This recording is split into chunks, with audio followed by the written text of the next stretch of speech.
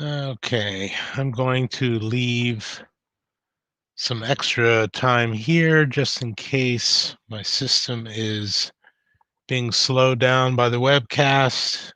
It takes a while to sync up, so I'll wait till 30 seconds. So 3, 2, 1.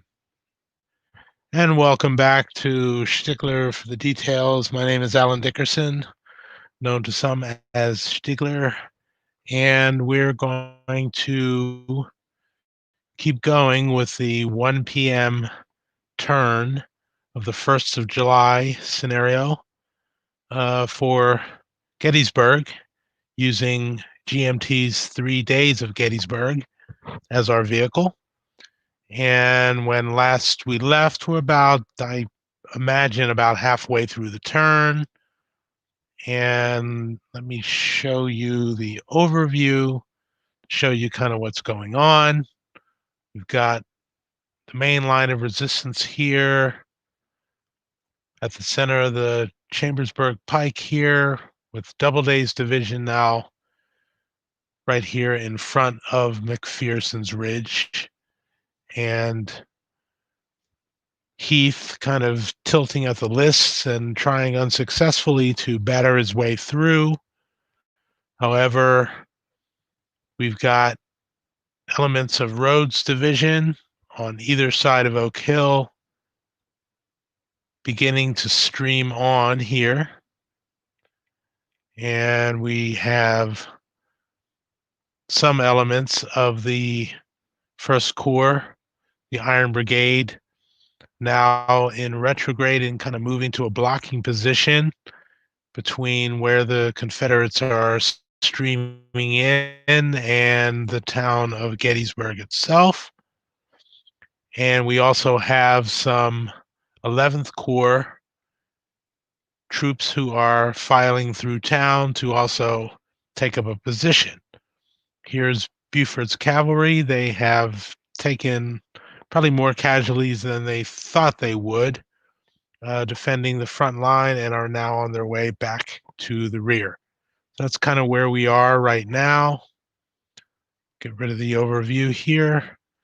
And also down here, we have Pender's division trying to extend the First Corps Union line here from north to south. And so halfway through the day, it's still developing fairly rapidly. All right, so we will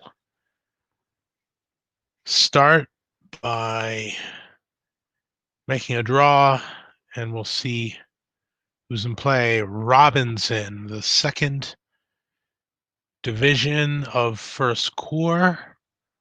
And if we bring the order of battle chart, we can see that Robinson has already had 3 activations this turn. I'm pretty sure he has not used all of them, but this one would probably incur fatigue should he decide to use it. Let's find out where he is. Robinson is right here.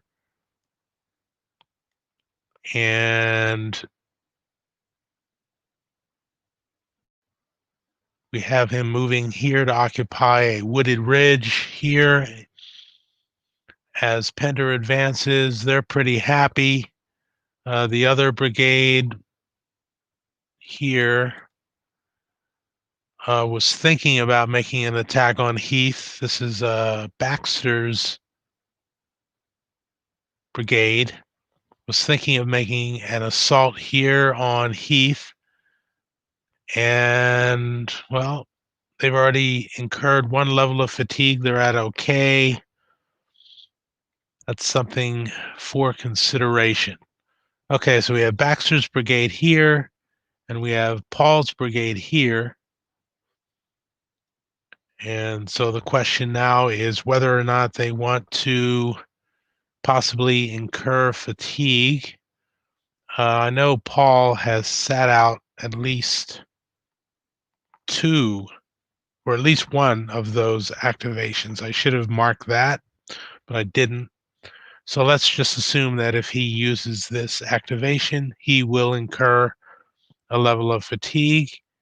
And let's also assume that Baxter's brigade will also. The other thing to keep in mind is with this fourth activation in this turn, we know that will be the final one. So the Union player would be well advised to make sure that Robinson ends up in a position where both of the brigadiers under him are within his command radius, which is 5 movement points, so that they will be in command at the start of next turn. Okay, so if his radius is 5 movement points, that puts Paul here directly in command. He could move closer and maybe allow Paul to get a little closer here, but then we have to decide whether or not we're going to try and hit Heath or Pettigrew's brigade, where they have 2 units in good order, although they've taken casualties, and then this one on the end that looks kind of vulnerable at half strength and already disordered. So it would seem that there is an opportunity there for Baxter to press and attack and at least maybe try to collapse this unit here, which is right on the edge. He's got 6 strength points left, 12 strength points originally, so he's right on the edge of collapse. If we can cause one more strength point loss, that unit will collapse. So that's a worthwhile risk to take. So we will say that will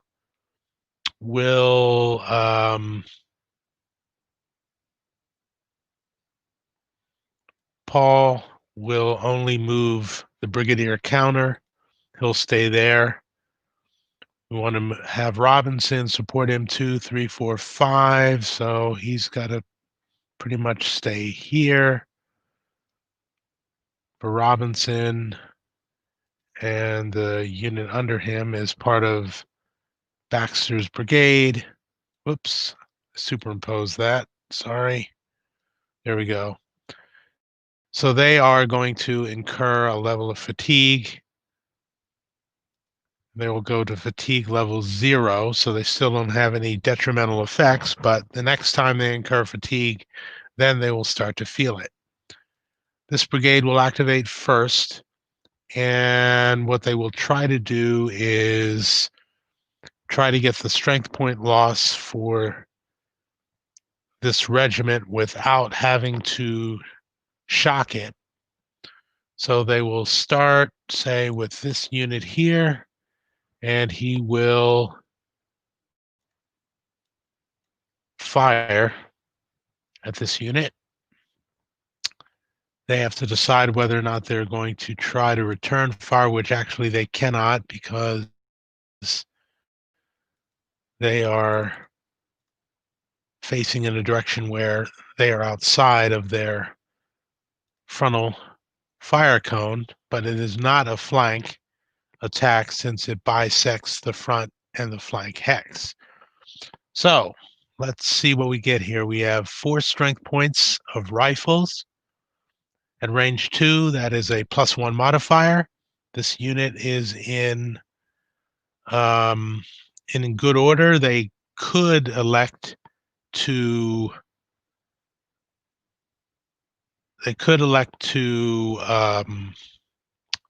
move after they fire, in which case they would not be able to use the prepared fire bonus. I think they want to make sure that they have the option to move in on the flank here, so they will not take the prepared fire bonus. So that's a +1 total. There's no flank, so we will fire there.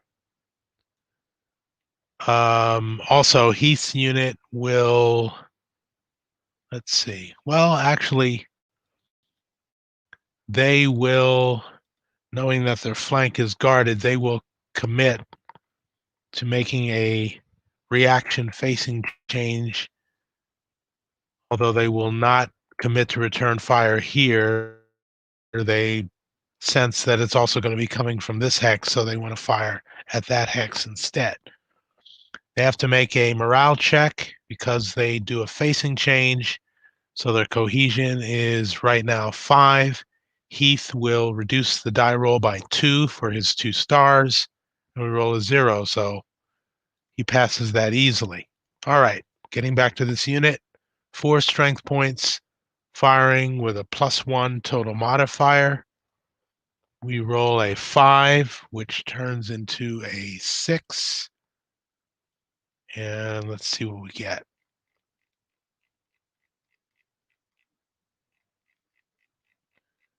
That's 4 strength points here. A 6 result is a D +1. Heath reduces it by 2, so it turns into a D -1. So we roll and we get a 0. He passes, so no effect for the fire. He is not going to return fire, so now this unit has to decide whether to move in for a shock attack, and we could have 14 against his 6. Seems like the thing to do. So they will move there. Moving on to this unit, they will fire 6 strength points with the 11th Pennsylvania of rifles, range of 2. That's the +1 modifier. They also will not use the prepared fire bonus because they want the option to move. So 6 strength points with a total of a +1 modifier. We roll an 8, which becomes a 9. That's going to hurt. A 9 with 6 strength points is a 1 and automatic disorder. So that's going to hurt pretty bad. So the 1 decreases by 1. Then we have automatic disorder, which will, as a result of fire, reduce the strength point again by 1 and force a retreat of 1 or 2 hexes. And that also causes a couple of other things to happen. First of all, let's check and see if Heath gets hit, and he does not. You need a 0 for a leader casualty.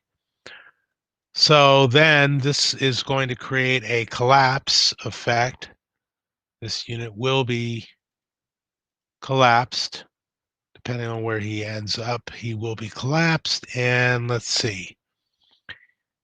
Then he's got to make a stand or rout check against his cohesion. And of course, he wants to be in a position where if he does rout, it will have cascading effects on the fewest number of surrounding troops. But from where he is, he's got to retreat into this open space here, so there's really no way to get around involving a bunch of units. So this unit is pretty stout. This unit is not. There's really not much to do. So he will retreat 1 hex and take his chances there. So he has to make a standard route check because he has just collapsed. And let me change the facing there so that we can tell which unit this collapse marker is associated with. He reduces the die roll by 2, and we roll a 0. So we're getting a lot of zeros. So he passes that. He does not rout, but he is still collapsed. And now that he has retreated, this unit probably does not want to advance unless it would be onto the flank of this unit. However, that unit has a sterling 8 cohesion. If we move onto his flank, he'll probably just change his facing and pass the check. So we don't want to take on 12 strength points with only 10 of our own. So we're not going to move. Let's move Baxter so that he, 1, 2, 3, he's still going to be within range of Robinson. He'll be in good shape. Let's move this unit up here with his brigade mates. And that's going to do it for Baxter's brigade. Okay, so we've already determined that Paul is going to stand pat in that position, so Robinson is finished with his activation. So we move Robinson onto this part of the Union activation sheet, and we pull the next chit, and it is Heath. Looking at the Confederate chart, we see that Heath has had 2 activations already. So this third one would involve fatigue. So let's see. All right, now Heath has even more troubles. He's got an additional collapsed unit. Pettigrew is still in pretty good shape. Davis could use some help here. So Heath will move over here and attempt to help this unit rally. But before we do that, let's move Heath back here. Let's determine what the entire division's plan is going to be. Do we want to assault Cutler Brigade? Do we want to try and deal with these pesky units on our flank? It's not a lot of really good stuff going on here. We have this artillery here who is now subordinate to Heath. So we got to think about what possibly to do with them. Have an idea we might want to fire at these units here. Then we have Archer's Brigade, which could try to launch an assault here on the Raleigh Brigade. Problem though with Archer, he is out of command and in advance orders now, so he would have to risk trying to change his own orders under his own steam. But with the +1 in the yellow box there, he would get a +1 for being a resourceful brigadier. So he could try it on his own, but I have to make that decision now before I move anything else. So let's see, what are we going to do? Pettigrew, with the exception of the collapsed unit, is in pretty good shape here. It seems like we ought to press up and hit Doubleday while we can. Got a little bit of brigade intermixing here. Still, it's only 1 brigade. It's not going to do a lot of damage. We have Davis's brigade here, which has a green unit. These 2 are in good order. They could probably help out. We have Broken Bro, who has been pretty much shattered by events and probably should be moving backwards. All right. Here's what we're going to do. Heath will attempt to coordinate, with the idea being to get Davis and Pettigrew both assaulting right here in the center. And Archer will also try to change his own orders under his own steam. So let's go with the coordination first. So Heath is not stacked with either of his brigadiers. He does not modify the die roll to change orders, so he's just going to roll on the brigade coordination table with no modifier, and the die roll is an 8. That's good. So an 8 means that he can coordinate 2 brigades, which was his goal.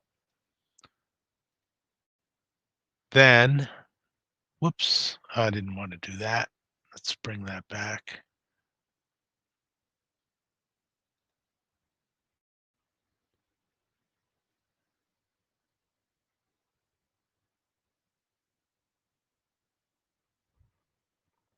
Let's bring that back.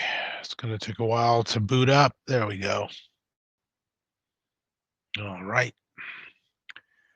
Now that we've got that going, Archer is going to attempt to change his own orders since he's out of command radius of Heath anyway.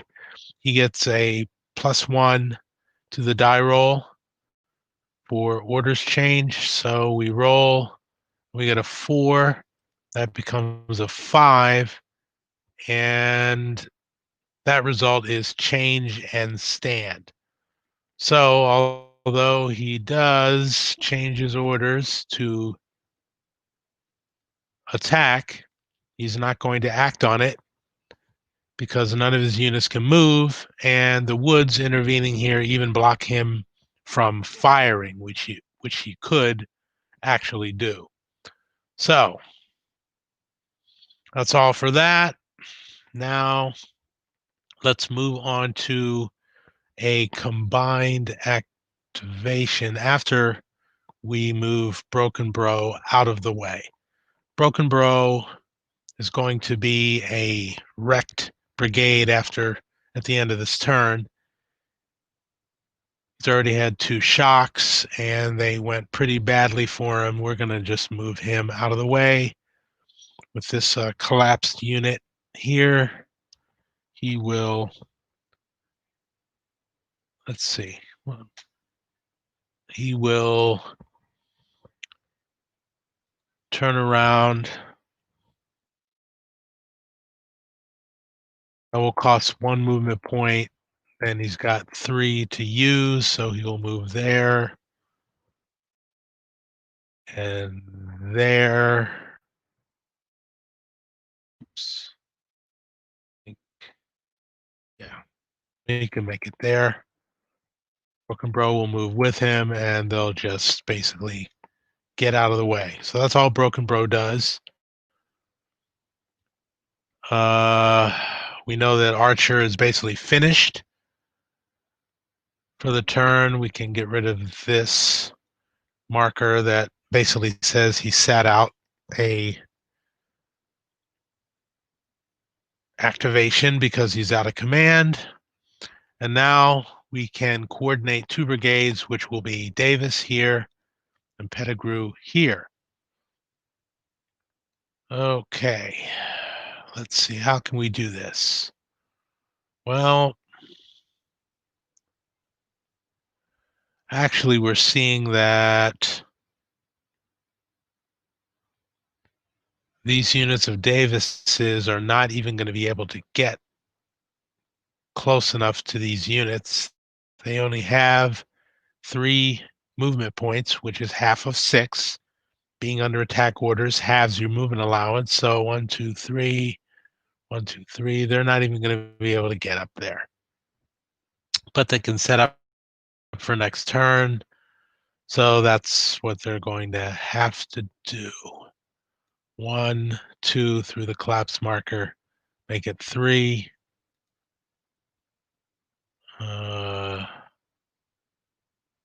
1, 2, 3 here. The unit here that is disordered is going to just move off onto the flank and stay out of the way. And so that's, well, let's see.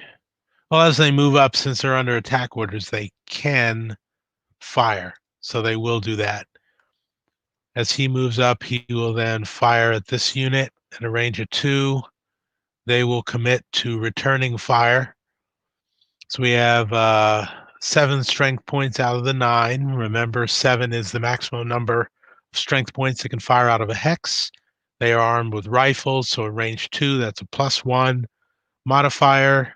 No benefit for prepared fire because they moved. So the total modifier is a +1. So we roll the die. 7 plus 1 becomes 8. And that's going to be some effective fire. 7 with an 8 result is a 1 in automatic disorder. Ooh, it's pretty nice. So he'll flip and take a strength point loss down to 7. And we will ramp that up. Oops.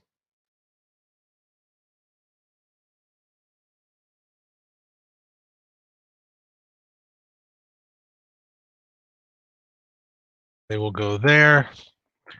Keep in mind that for return fire, that's simultaneous, so they are not considered to be disordered for those purposes. So they have 7 strength points, also with a +1 modifier, and then they're in good order. They can use the prepared fire bonus, and they will. So they have a 7 plus 2, and they roll a modified 10, and that becomes a 1D. So we're trading punches here. They're reduced to 8 and automatically disordered. So we got a very brisk firefight there.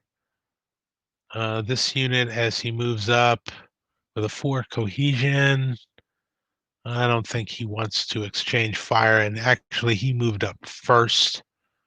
So, well, let's say he would have fired here at that unit. Or, no, this unit was already disordered. Yeah, let's say he would have fired there. They would have wanted to return fire. So we're going to exchange there. So we have 7 strength points of rifles with a +1 benefit, and that's all.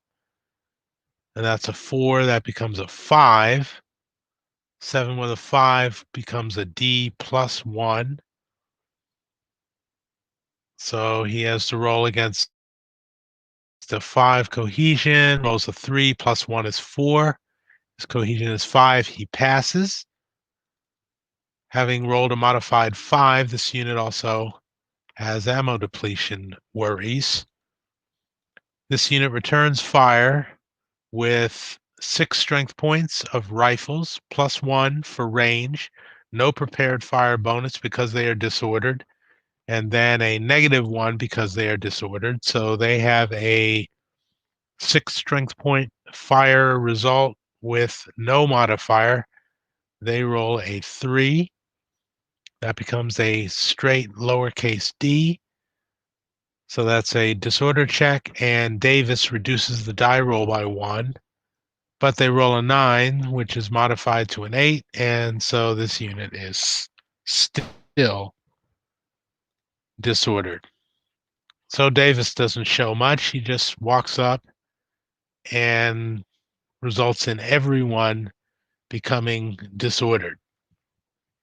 And that's going to have a deleterious effect at the end of the turn, which we will get to. Now, Pettigrew is also a part of the same activation because Heath coordinated. And let's see, Heath is going to try and rally this unit. Well, no, they can't because they are collapse. They cannot be rallied. So something to keep in mind for Pettigrew, and it's the same issue facing Davis now, because all of the units that are in his brigade are disordered and will be at the end of the turn. They will be the brigade will be rendered combat ineffective for at least the next turn. If they can restore some order and make sure that at least one of these units is not disordered at the end of next turn, they will be able to get back into combat effective status. But that's something for Pettigrew to consider now, as he's been thinking about making a charge and shocking these units and trying to move them. If he does so, and if the attacks go all the way through to the end of the shock, then all those units will be disordered as a result of post-shock disorder, and then in combination with this collapsed unit, which is not able to even attempt to rally, that would leave all of Pettigrew disordered and hence combat ineffective too. So that means that Pettigrew can really only risk one of these units going in for a shock assault if he's going to attack at all. So that does not bode well. I think what is going to happen is this unit here is going to no, it's not a good position to be in. Okay. This collapse unit is going to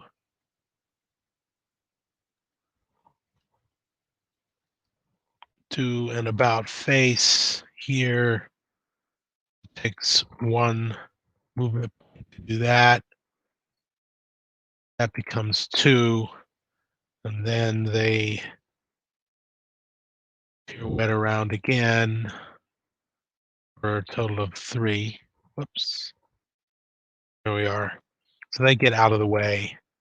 Move the collapse marker there. This unit is going to basically do the same thing. Retrograde movement.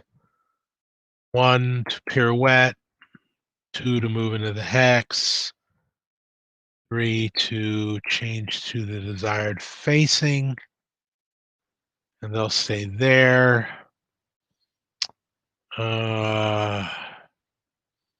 What does Heath want to do?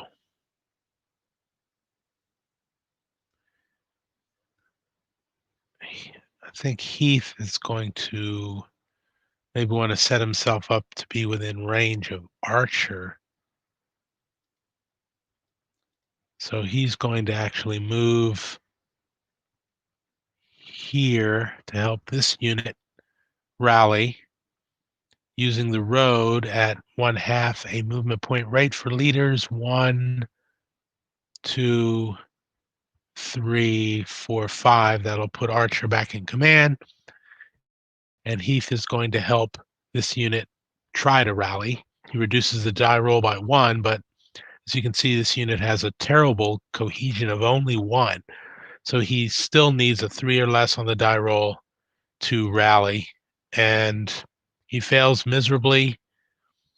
The adjusted roll is a 7, which is still well more than twice his cohesion, so he loses a strength point to stragglers. Wonder these guys even know how to... Oh, wait. No. I'm sorry. This unit actually moved. So he could not have attempted to rally just then. So Heath moves there. This unit can't be helped. Okay, and they move there. And that's going to do it for that activation. The artillery here is attached to Heath, has been the entire game, so they're going to try and earn their keep a little bit. And he's going to wheel and he's going to fire into the flank of this unit here. Let's trace line of sight. And here we have 2 Napoleons and 2 Parrot 10s at a range of 3. Let's check the range attenuation. Napoleons at a range of 3 are a +1. Parrots are also at a +1. So they both have the same effect. So they might as well combine the guns and fire all 4 at once. So we have 4 guns at a range of 3. And we have a +1 modifier for that. We have this is at canister range, so it's considered small arms fire, thus the flank position does matter. So we have a +1 for the gun type, +1 for firing through the flank, and a +1 for firing downhill. As we can see there on this medium brown firing downhill into the light brown. Let's also hide and make sure. Oh, wait, these might be. Let's see here. Let's check and make sure that he's not hidden behind this terrain feature. He's actually on this peach colored terrain. So we'll call that 1. This is 2. And the hilltop there is 3. So we have 1 plus 3 is 4. Divided by 2 equals 2. So anything higher than the 2 is potential blocking terrain. This is 2. So only this 3rd level could possibly block. And because um, these are all gradual hillsides, this terrain does not block. Okay. So once again, we're at a range of 3. We have a +1 for the weapon type, +1 for flank, +1 for firing downhill. So we have a total of +3 with 4 guns firing on the small arms table, not the artillery bombardment table. So we have +3 to the die roll, which is a 3. That becomes a 6 on the 4 table, is a D +1 result. So they roll a 6, and their cohesion is only 5, so they are disordered. Um, they're not going to try to change their facing in response to this, because obviously the real danger lies in front of them. Let's see. This battery will change their facing by 1, and let's see, who can they take a pot shot at? They can fire line of sight. Artillery does not block for line of sight purposes, so it's not considered that there is a friendly unit uh, blocking. So they can fire 2, or they could possibly fire at this unit at a range 7. Let's see what they've got here. We've got all Napoleons, 4 Napoleons. They're not particularly well suited for long range. I believe at a range of 7, no modifier, but at a range of 4, also no modifier. So they pretty much have their pick of targets there. Let's go for creating some casualties. So they will settle on this unit. Now this is at a range of 4, so it is bombardment range. So 0 modifier for the gun type. at range, 0 modifier, but they are firing downhill, so they get a +1 for that. There's no flank bonus because this is at bombardment range. So the total modifier is +1. They roll a 7, that turns into an 8 for 4 guns on the bombardment table.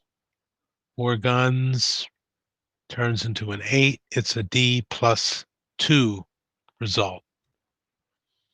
Now their cohesion is a 4, so we add 2 to the die roll, which is 3. That becomes a 5, which is 1 more. So now we see the effects of the D+2 resulting in a strength point loss and a retreat. And now got 4 strength points left, and they are obliged to retreat. 1. They could go to the woods hex behind there. Yeah, that seems like a better part of valor. And they retreat. This unit here to... Okay, let's show how artillery can both move and fire in the same activation. If they use half or less of their movement, they can both move and then unlimber and fire with a -2 modifier to the die roll. So they're going to elect to do that here. So that costs 2. That costs 4. And then they will fire at these units. Let's zoom in there and make sure. No, I'm going to say that does not clip that wooded hex. They're going to be able to fire. And here we have a stack of units. And that's good for the purposes of bombardment fire because it means that all of them have to suffer the same effect of the fire. All right, so we have 8 guns, both Napoleons and Parrot 10s, which we know are both 0 modified at range 4, so they will combine and fire all 8 guns here. Now here we have a total of 15 strength points in the hex. That constitutes a large target. So you get +1 for that, +1 for firing downhill, and that's the only modifiers we get. So 8 guns with a +2 modifier. Ooh, 9 turns into an 11 with 8 guns, and 11 is an automatic disorder. And it affects everybody in the hex. All 4 are disordered. It was a good shot. Pegram has 1 more battery here, but doesn't really have much. Well, no, they can also change their facing by 1 vertex. And see what we got for targets. We could fire here. We could fire there. Yep. Wait, hang on a second. This hillock here is going to block because it's higher than the target and the firing hex. So this corner of the hill is going to stop that fire, but we could say fire instead over here over the heads of our own troops because this unit is clear at least 2 hexes from the nearest 2 friendly units. Let's check and see if line of sight is an issue. So let's hide that. Let's get the line of sight here, I believe it was. Yes. So there we have a range of 9. We'll call this level 1, this is level 2, this is level 3. So 1 plus 3 is 4 divided by 2 means that only level 3 can block if it is closer to the target than to the firing unit. Here's level 3. So this would be the potential hex to block. It is range 4 from the firing unit and 1, 2, 3, 4 to the target unit, i.e. equidistant. 1, 2, 3, 4. Actually, no, it's 5 away. So this ridge does not block line of sight. So they're going to take their shot there. Let's reestablish that line of sight. It should be range of 9. Two types of guns we have are Napoleons and 12 howitzers. H-12s have a maximum range of 7, so they're out of range. The Napoleons have a -1 modifier up to 14 for their total range, so they're going to have to go it alone. Let's try it. We only have 2 guns of the Napoleon type, so that's all we got. So we have 2 guns firing in a range of 9. It's a -1 modifier for that. That's offset by firing downhill with plunging fire. The target has 6 strength points and is not a large target. So we have just 2 guns firing on the bombardment table with no modifier. And we got a 5, which is going to result in ammo depletion for that section of the battery. 2 guns, 5 is a D-1 result, and ammo depletion. So let's mark that first. Ammo depletion D-1. Then you've got Doubleday in the hex, reducing the die roll by 2 more. So it's a -3 total.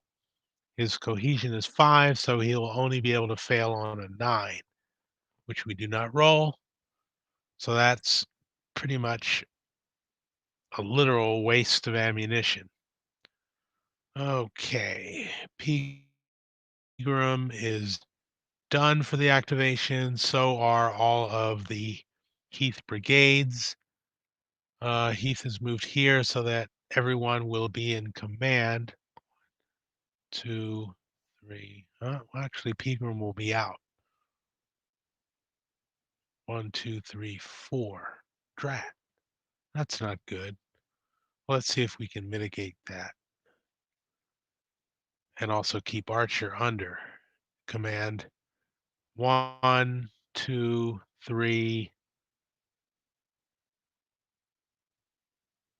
Oh boy. Heath only has a range of 4. He's not very good. 1, 2, 3, 4. So he's going to have to move closer to keep Archer under command anyway. So there's no way he can keep both Pegram and Heath in command. But admittedly, Archer is probably a little more important to keep in command going forward. So he's going to kind of move out into no man's land. He could be run back, but he is safe there for the moment. 2, 3. Oh boy.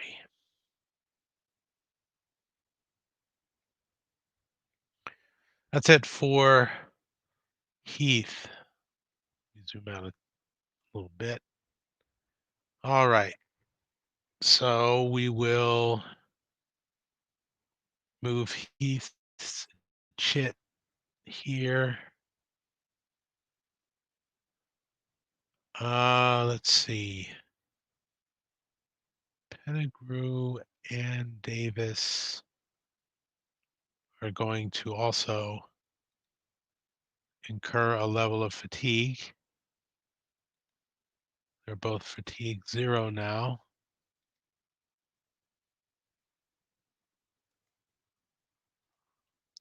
So they're just tiring themselves out and to little effect. Not very good. Moving on, pull the next chit, and it is Doubleday, 3rd Division, 1st Corps. Doubleday activates, and here he is. He has 2 brigades, one being Meredith's out of command brigade, who must sit out at least 1 activation. Wainwright is also out of command, and the other brigade is Cutler. This is a different, Stone's brigade is a different division altogether. Okay, so this is, and also this is part of a different division. So these guys here in red are part of Cutler's division, and we have Meredith over here. All right. Doubleday. Let's have a look at Doubleday. Has not activated yet. This turn, he will have 3 activations.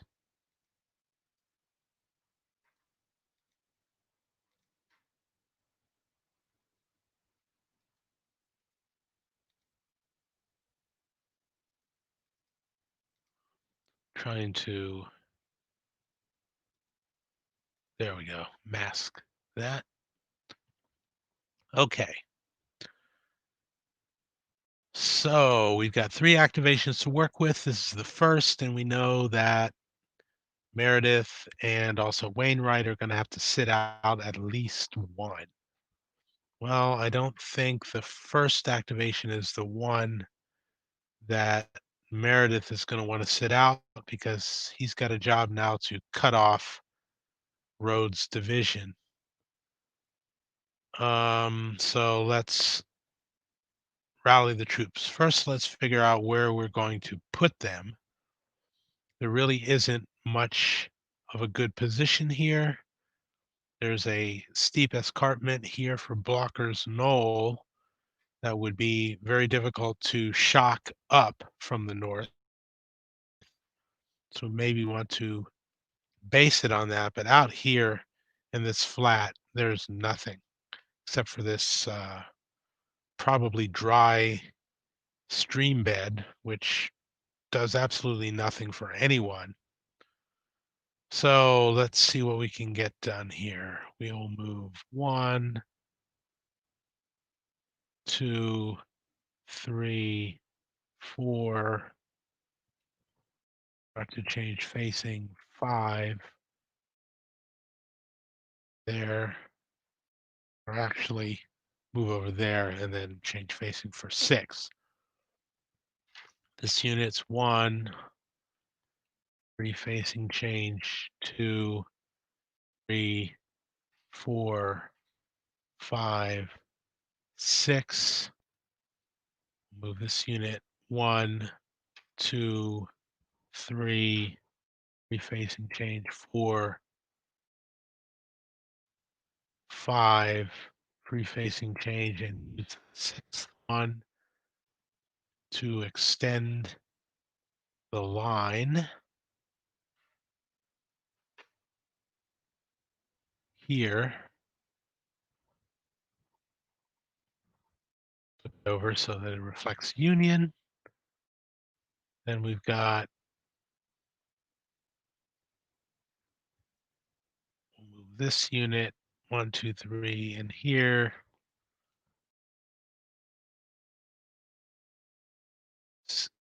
Keep a reserve 1, 2, 3, 4,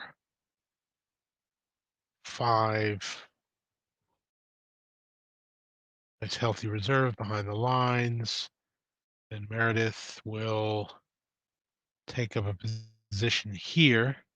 And here he's within range of 5 of them, and then by adjacency, the rest of the brigade will be in command. Obviously, this unit is even closer, so he'll stay in command. Meredith can be on the road, hoping that might help out a little bit.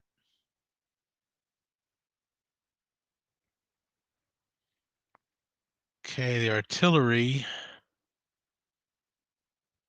Hmm, where does he want to go?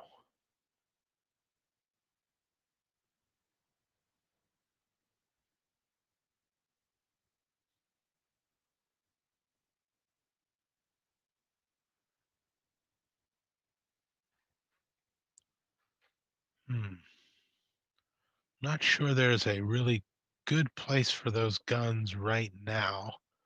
I could put him here with that knoll behind, but that would also block his retreat options, similar to what happened with Buford's horse artillery, who almost got trapped on a knoll near the front line.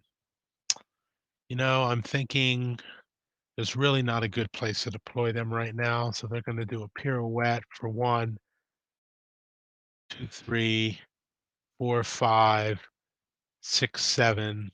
They're just going to move on to the road there. Okay, then moving down here for Cutler's brigade. We've got taken a few losses here, and then we have this disordered unit. These 2 disordered units might be good to try and rally them.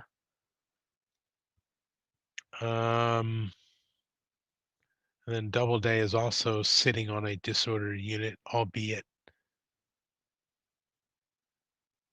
one for the 3rd Division. Oh, right. Doubleday is a different division. I'm sorry. We are working with the first. Hang on, let's see here. Just make sure we're.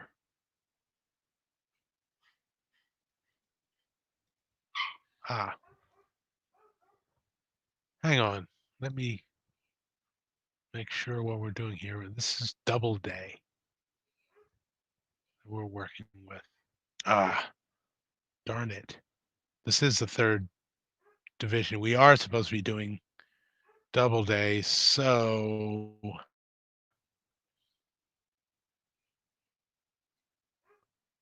this brigade would not have moved there. Ah, keep messing this up.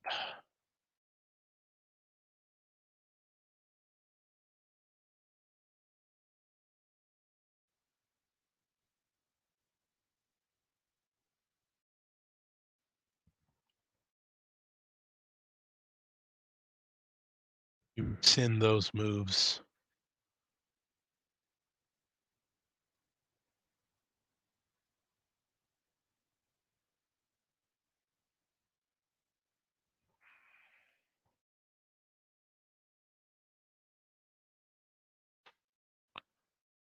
There. Be able to reform that line. Say activate again. Okay. 3rd Division.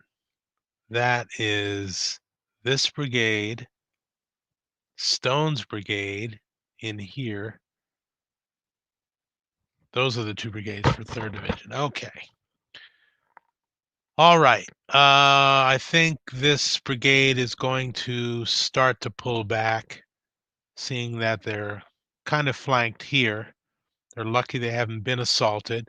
We've got these units preparing to leave too, and we've put a good hurt in here on Heath, so there's no point really in hanging around. So let's do a bit of a retrograde here.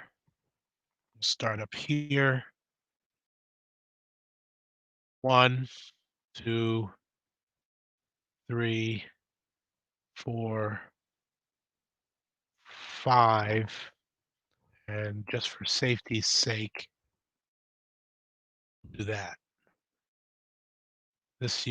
These units will do the same. 1 to pirouette, 2, 3, 4, 5, and then pirouette back. 6, 1, 2, 3, 4, 5, then pirouette back.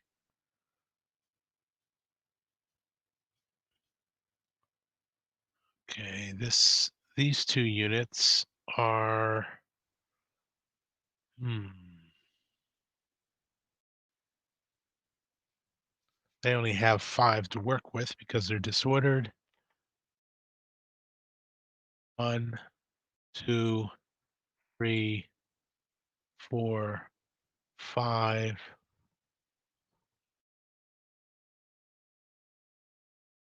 1, 2, 3, 4, 5.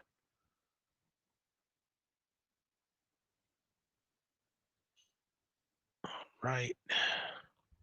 I'll do that. Then Stone's brigade.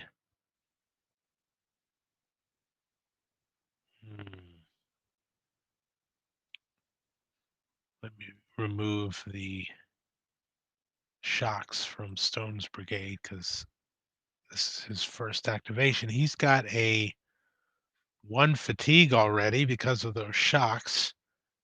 So the effects of fatigue level 1 are that there's a -1 detrimental effect to movement rate, to fire attacks, to rally attempts.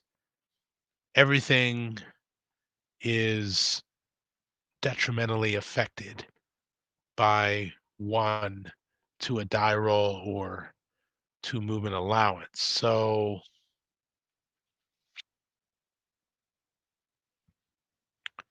I think Stone will stay in place and attempt only to rally.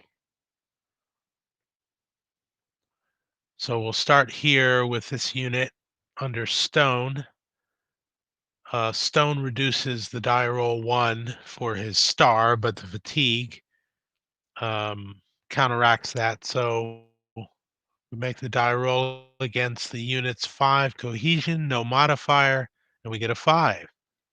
So he does rally. He can change his facing by 1 hex side as a part of that rally, which he will do. This unit here under Doubleday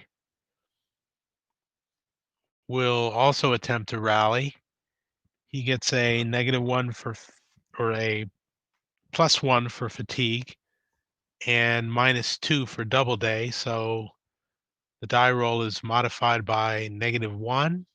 He rolls a 4. That unit also rallies smartly. This unit here is not going to move.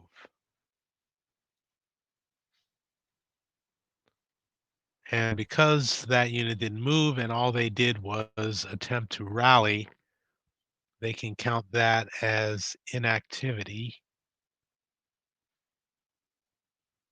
So we're going to note that here and change the label to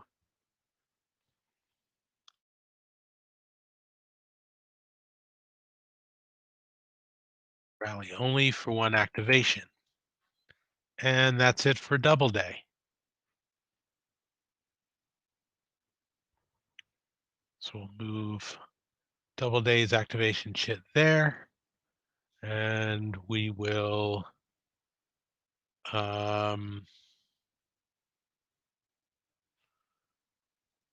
get rid of all the moved banners, and then we will pick the next chit, and it is Rhodes, who finally gets his 1 activation. In our last webcast, we did efficiency and determined that Rhodes's uh, brigade or Rhodes's division only has one activation. They are further hampered by the fact that they're spread out.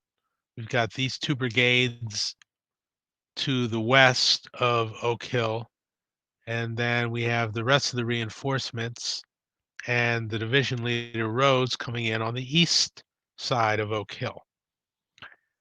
However, being out of command can only reduce your total number of activations to a maximum of one. So seeing as they got a one for their efficiency, they simply stay at one.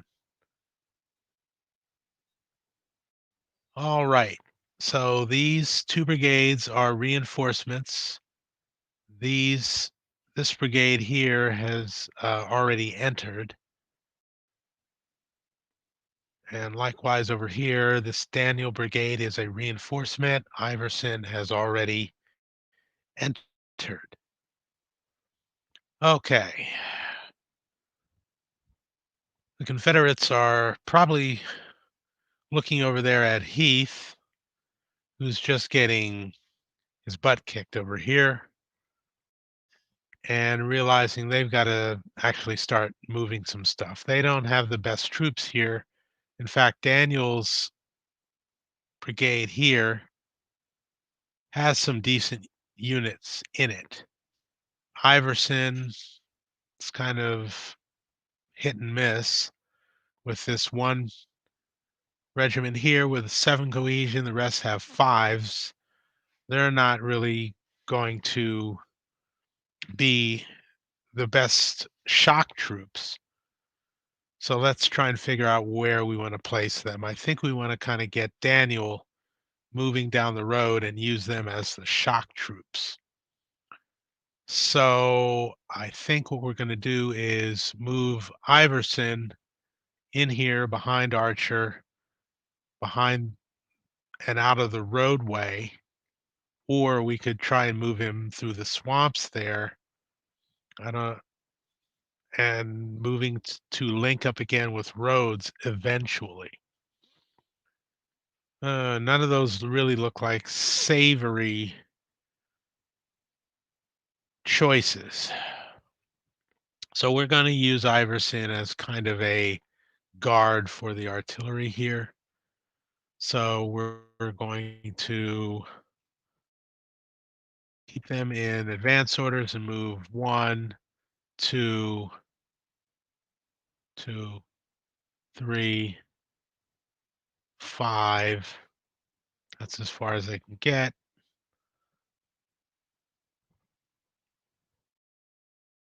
This unit 1, 2, 3, 4, 6 into the woods. This unit 1, 2, 3, 4, and then 6 to stack with this unit at the bottom. Uh, then this unit will move in 1, 2, 3, 4. They'll move in with them. Oops. Move into the bottom of that stack. Iverson here.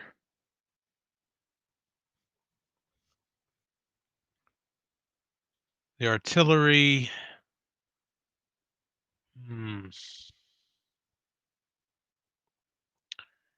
They should either occupy this ridge or maybe stay on the road.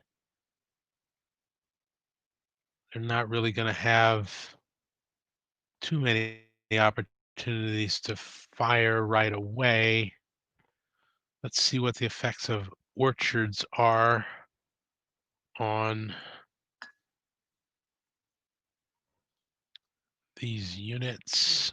Oh, I don't have my terrain effects chart handy. Hang on a second.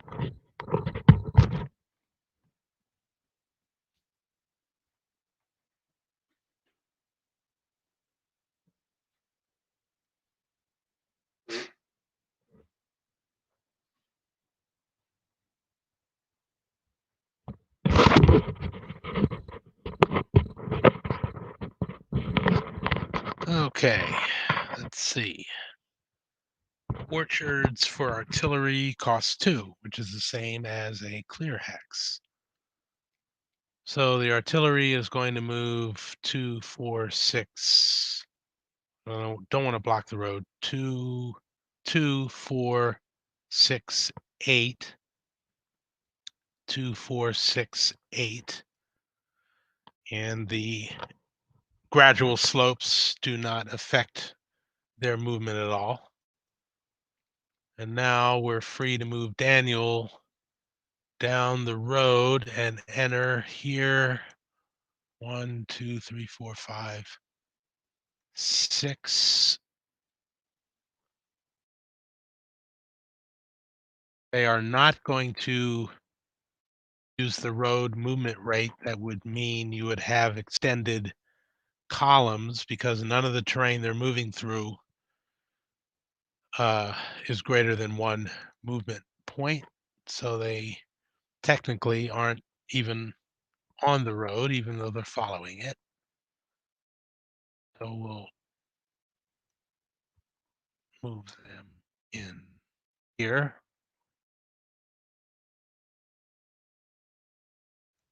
It's 11 strength points they can stack.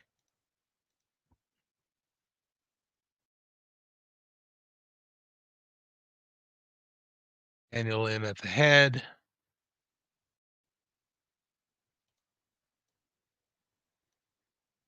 And that's it for them.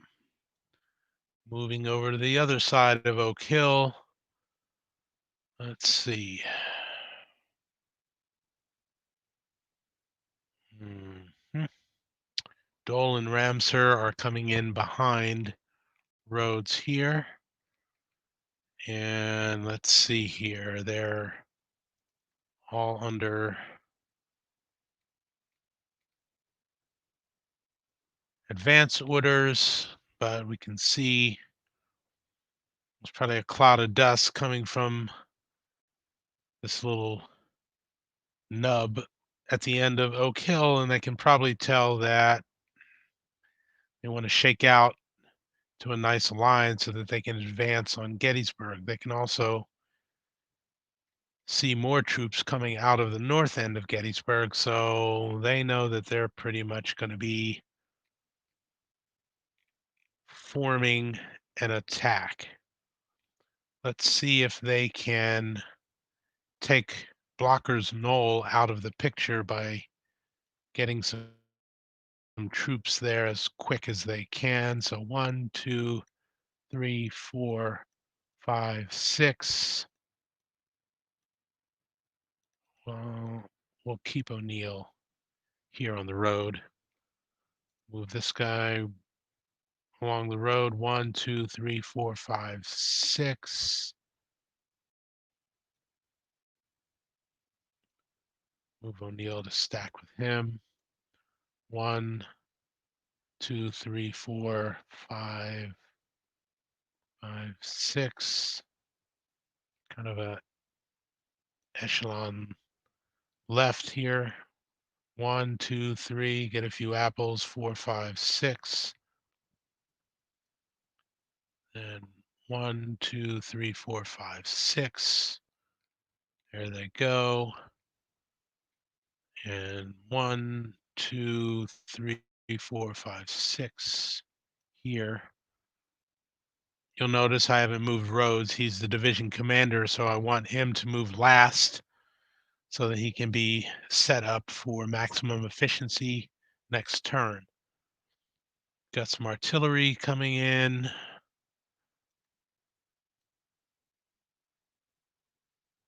One, two, three, four, five, six, seven, 8. Could move them as far as there. And yeah, I think we can risk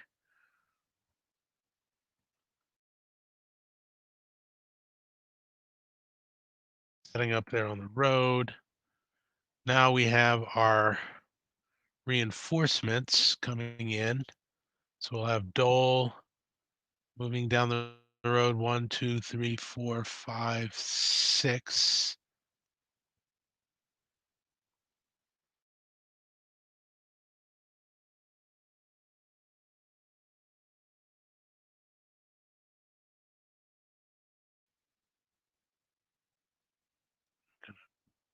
Pack them in. Since we don't have any terrain issues, we're gonna make a nice, thick, compact aid here. Hole at the head. Then we have Ram sewer. Let me make sure that that's where he's supposed to enter. So we had Dole. He was scheduled to enter at 4, and then Ramsur's brigade. He actually has 2 activations to use. Actually, let's move him in first. Let's do that since he does actually have 2 activations.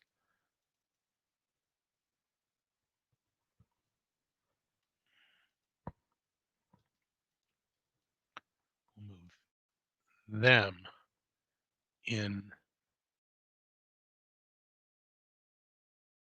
first.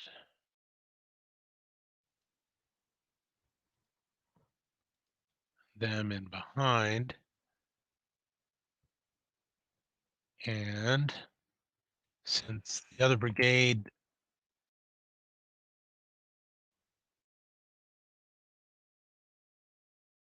I believe is limited to whatever the division gets, then they'll come in behind them. Like so.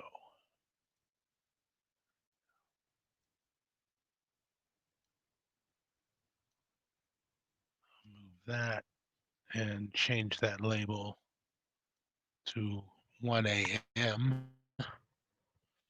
And also I'm going to check the hat to make sure that there is at least one more roads activation. And if there's not, and there is not, I will put one back in. Let's see, I'm gonna clone that. I'm gonna put that in and continue. Okay. So there's that. Now there's the matter of figuring out where our division commander is going to go. So we know that O'Neill, or no. Ramsur will have one more activation. He could go either to the Carlisle Road or he could go down there and start to form more of a line. O'Neill will be here on either side. So as long as he stays on the road and then Ewell comes in behind him somewhere, the entire division, at least this part of the division, is going to be in good shape command-wise. So let's just leave, if we can find Rhodes, let's just put him on the road in the, maybe with the artillery. Let's see, let's find him. Seem to have misplaced Rhodes. There he is. Rhodes will move here to make sure that there's no way they can fail a morale check at all, seeing as they're out there without any direct infantry support. And that's it for Rhodes. Okay. So we will remove that. We will move Rhodes. Activation there. And although he only gets one, he's got another one coming up because the reinforcement schedule stipulated that one brigade of Rhodes's division has two activations on the turn that they enter. Okay, so let's bring that back and pick the next one, and it is Barlow, the first division of the 11th Corps, and they were last seen streaming out of the north part of Gettysburg. So now we're really starting to get to where we're going to have some battle royal here. All right, so Barlow is here. He has two brigades, namely von Gilsa here, and he's right on top of Ames, which is the second brigade here. Everyone is in command because they're strung out along these roads. They are not in march order. They fell out of march order at the start of the turn, so they're ready to deploy. So let's see if they can win the race here for Blocker's Knoll, and they can make it kind of a dead heat. So let's have them facing. That's free. 1, 2,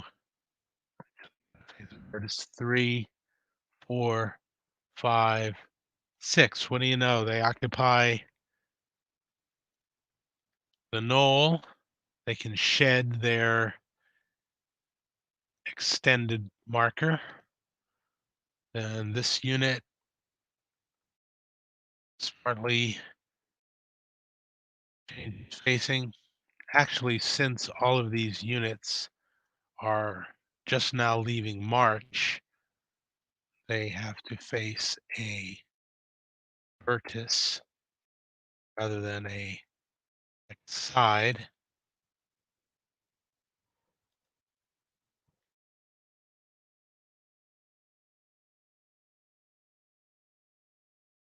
I'm gonna check my messages here. Okay, let's see here. Isn't Stone under attack orders? I don't know. I don't think Stone did.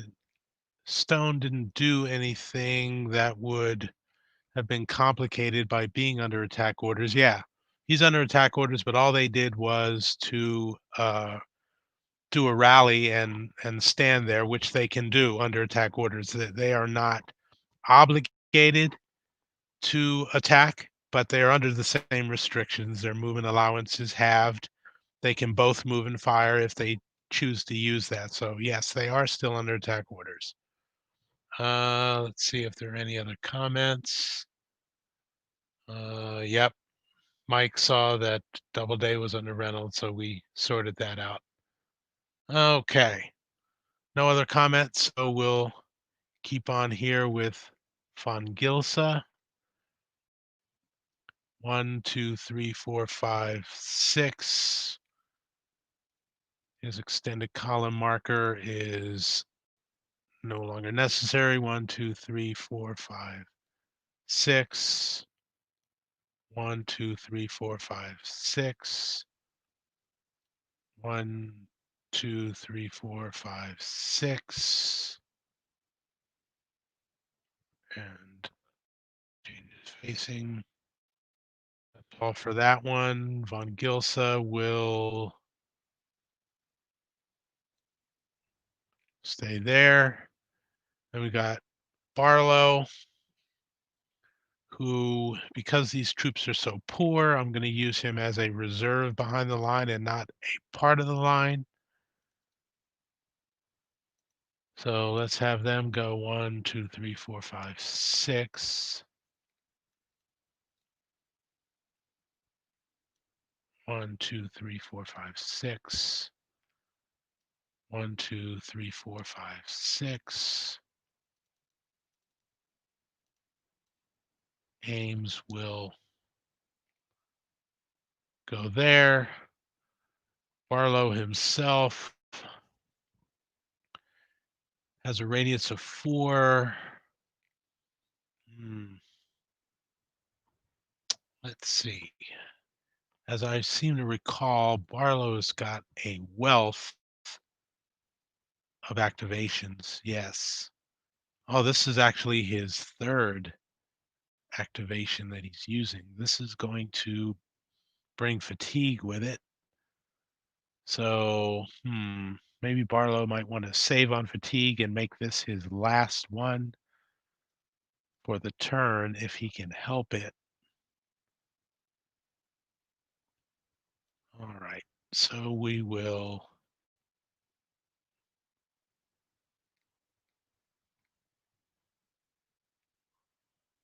One, two, three.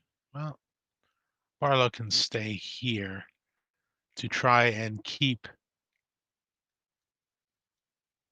closer to Howard down here, who will improve his position at the end of the turn. But this looks good for now. Okay, that's a third activation for them. So they incur one level of fatigue. Hmm, why isn't that showing up for him? Show hide fatigue. What's going on here?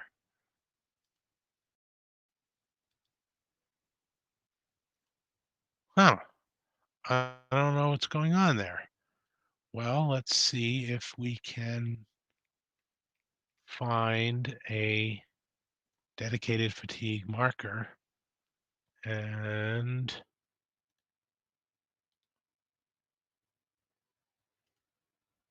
hmm, let's do a refresh counters here and see if we can get okay fatigue. Increase, increase. Ah, there it is. All right. Clone that and put one on Van Gilsa, but let's check and see if actually, I don't know why.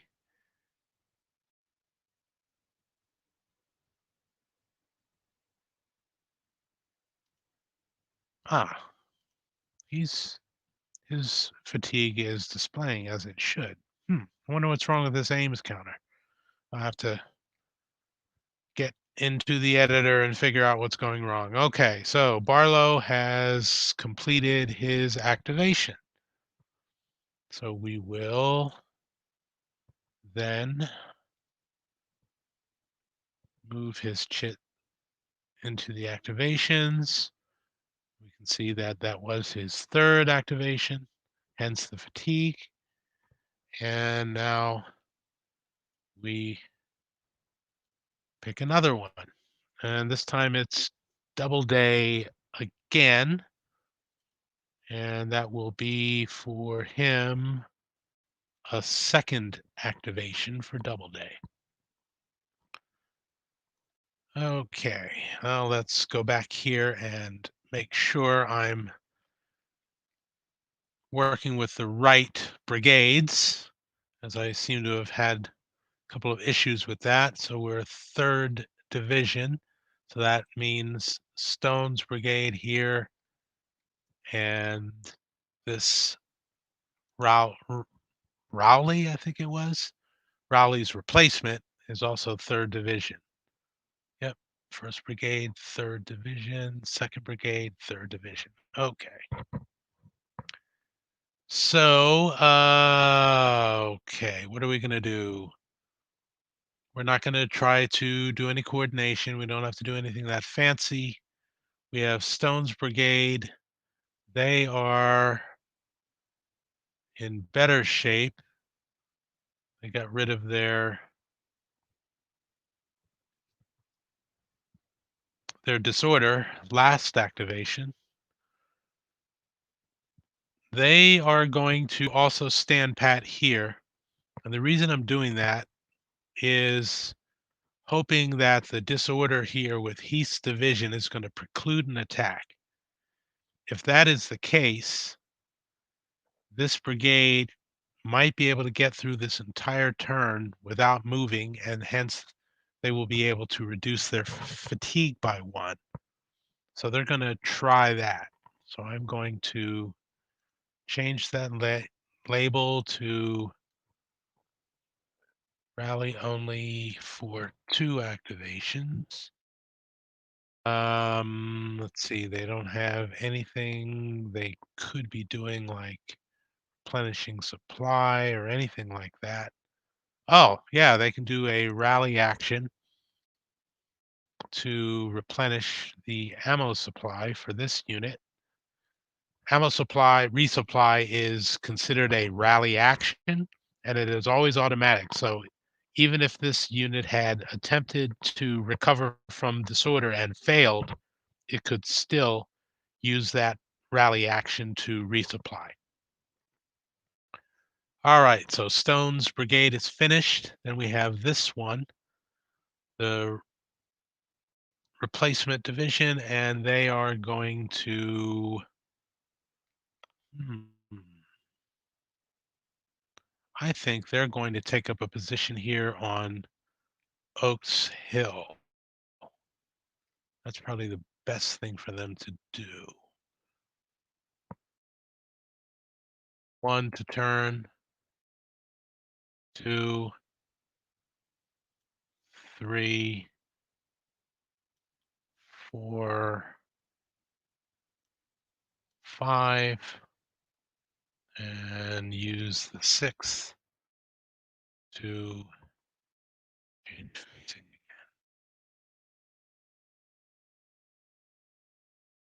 1 to change facing, 2, 3, 4, 5, and 6 to change facing again. So we're going to do that.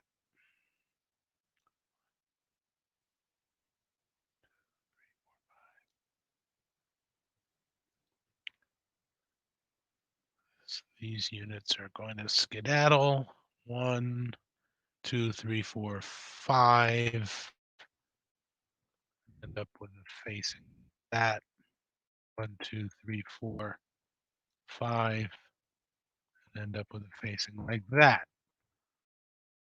The brigadier, I think, is going to want to perhaps start some rallies. So he'll be there. And 1, 2, 3, 4, 5. He's still going to be out of range of Doubleday.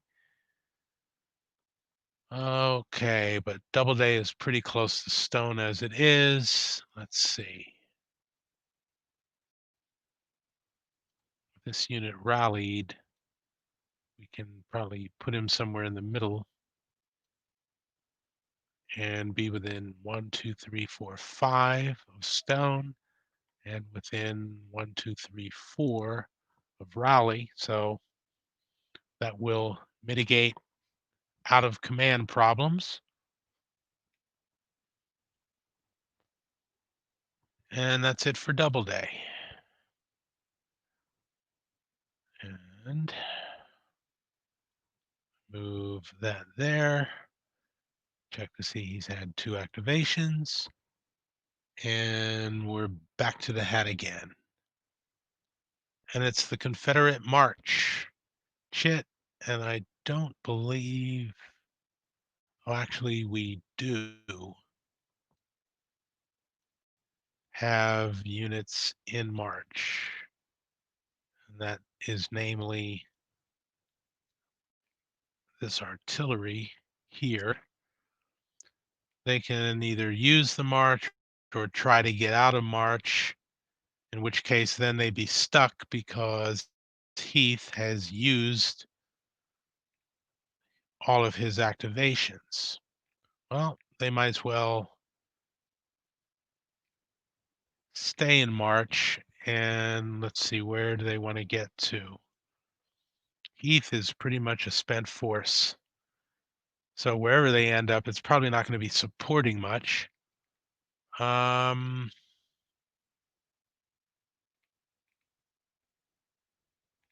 it's a question of even whether Heath is going to end up still moving forward. Um,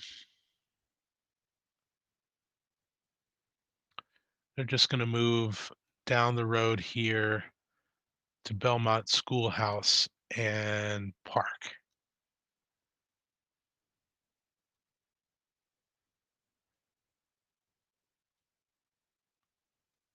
There we are. We are far enough away from the enemy to preclude any problems. Actually, if we stop short on the other side of the hill, then we'll definitely be out of line of sight.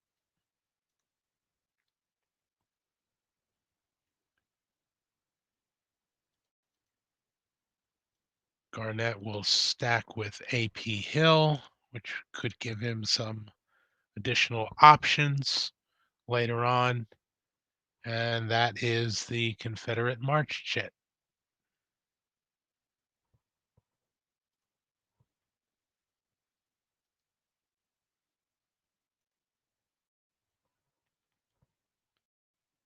Move that in there. Go back to the hat. And we get Wadsworth, 1st Division of the 1st Union Corps. And let's see what we're dealing with here for Wadsworth. Now we're back to Meredith's brigade and Cutler's brigade, which is here. Oh, they should have moved out. No, this is third division. Where's the rest of Cutler? Hmm. Is it possible that I've intermingled some units again? Let's see here. Yes.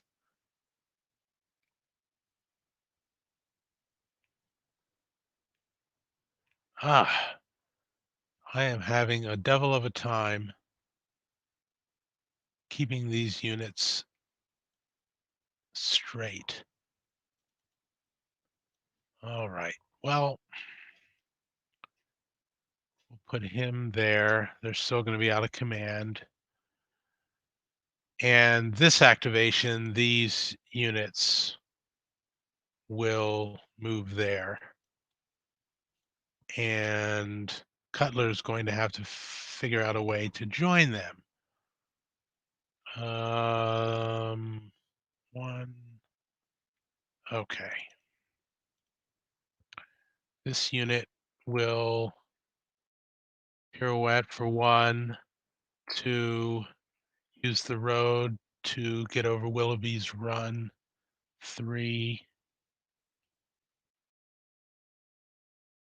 4, 5, 6.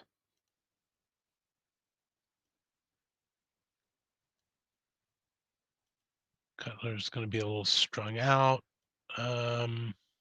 Actually, we're going to move Cutler to be not with Doubleday. We would want him to be with Wadsworth. Okay. And he wants to be within 6 of Reynolds. Okay, so we'll move Wadsworth there with Cutler and Doubleday, keeping them in range, keeping them in range with adjacency. And that'll be it. So Stone is kind of left to his own devices, but he's got Baxter backing him up. Okay. Ah, boy, this first corps has been murder to try and keep organized. I keep moving people out of turn. All right. Union order battle. We'll move Wadsworth here. We'll check to see that that was his 3rd activation. So that would incur fatigue for Cutler.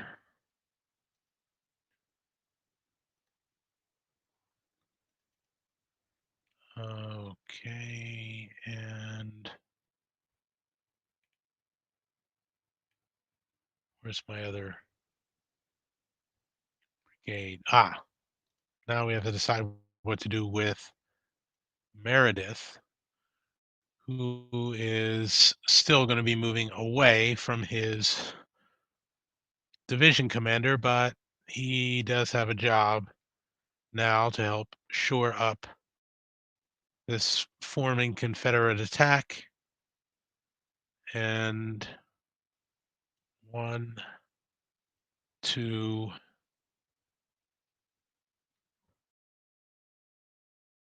3, 4, 5, 6. 1, 2, 3, 4, 5. And keep some semblance of a decent line here. 1, 2,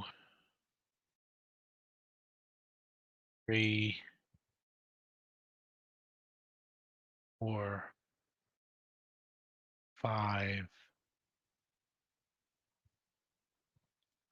6. 1, 2, 3, 4, 5, 6, and facing while moving. Get him there. 1, 2, 3, 4, 5.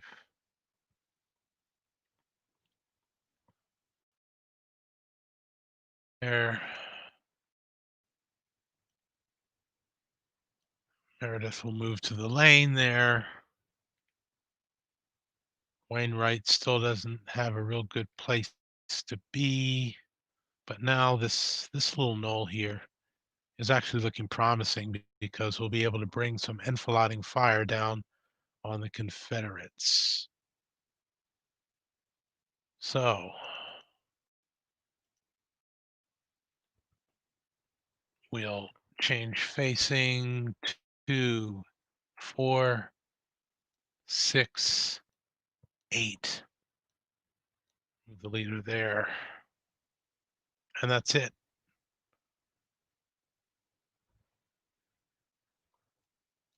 It's a little bit easier to manage when you consider that a lot of these Union divisions only have 2 brigades. So that I keep that in mind and make sure to identify both of them before I start. That should help out with the issues with intermingled. Okay, there's Rhodes' second activation. If you'll recall,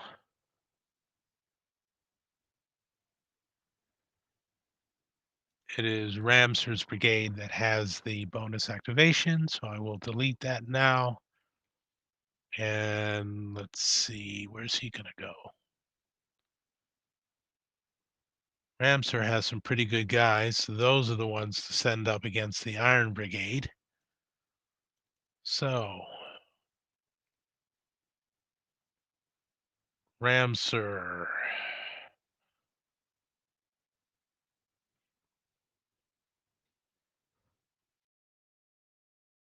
2 for the bog. 3, 4, 5, 6.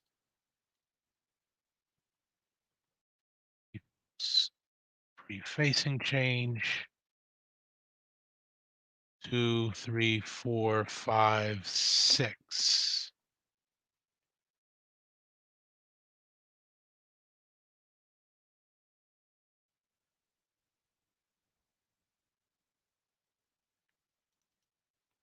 This unit 1, 2, 3, 4, 5, 6. This unit 1, 2, 3, 4, 5, 6. Facing as he moves.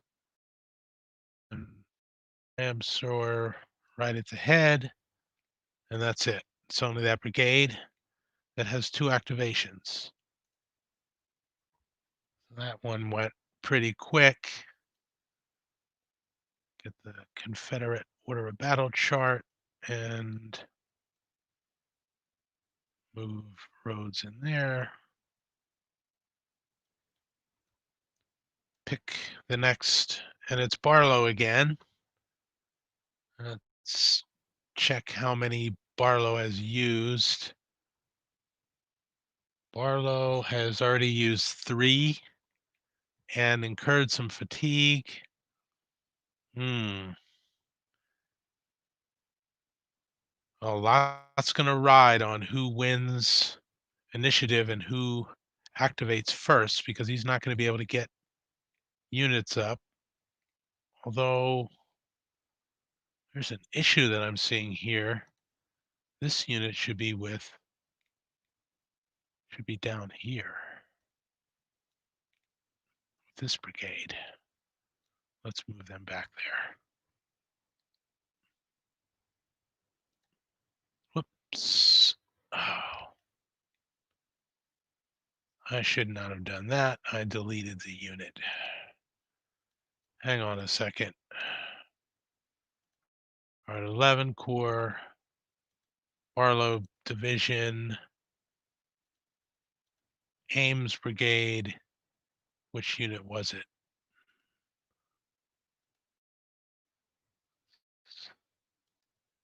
91st, 75th Ohio is there, 107th Ohio is there, 75th. It was this unit there. All right. Okay, so now von Gilsa Brigade has to decide whether or not to incur a level of fatigue, which would bring them to level 0, in order to reach Blocker's Knoll.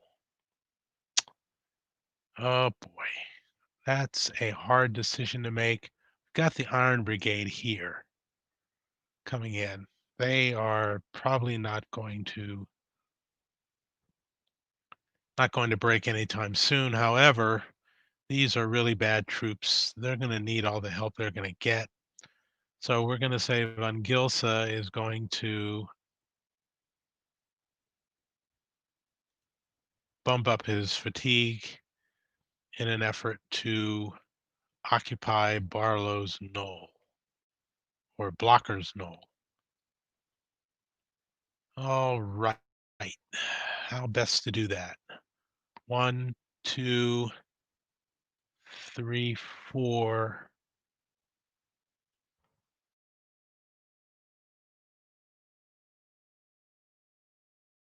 This unit. Let's see, what's our strength here? There's 8 strength points there. All right, 1, 2, 3, 4.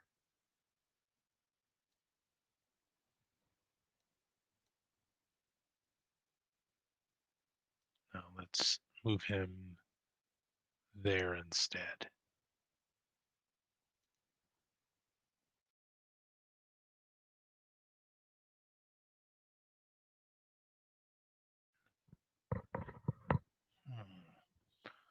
Okay, if this unit had started there, 1, 2, 3, 4, and then extend the line.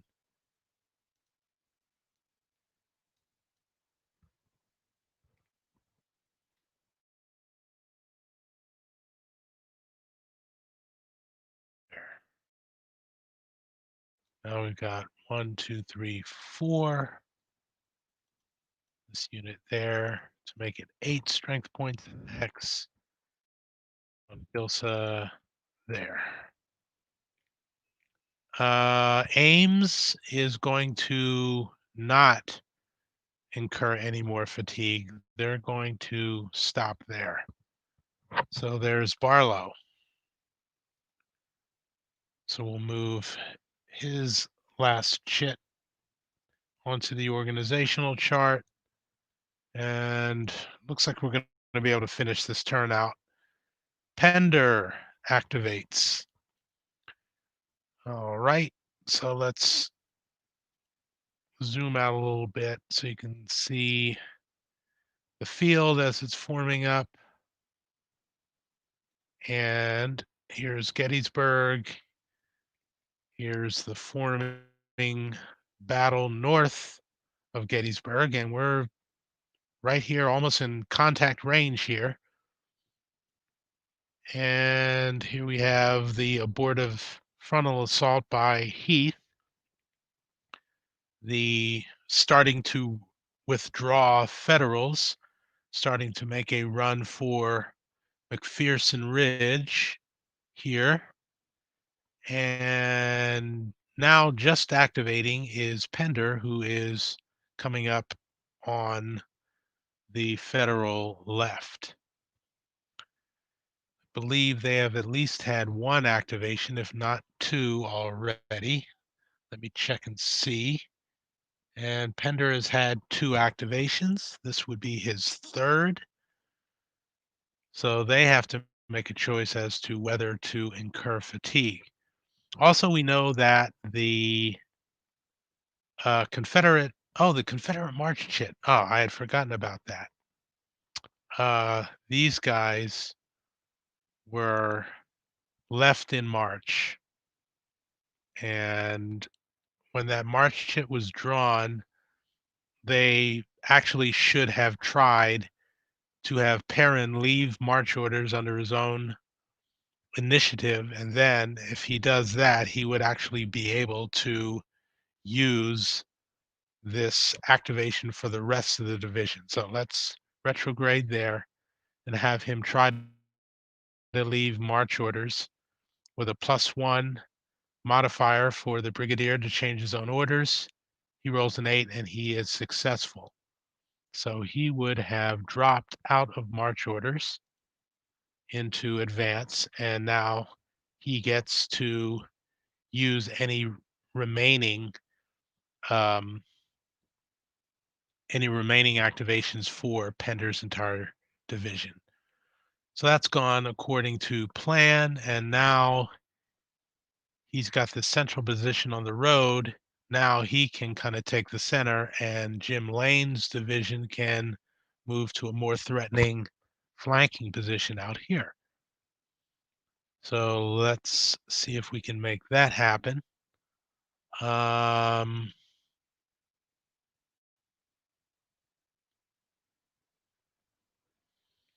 okay. Now artillery are free to stack with units from other brigades. Normally, uh, brigades cannot intermingle in the same hex with units from other brigades, but artillery are an exception.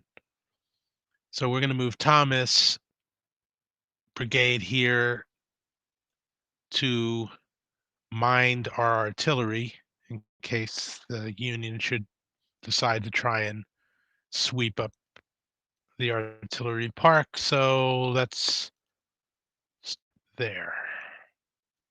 1, 2, 3, 4.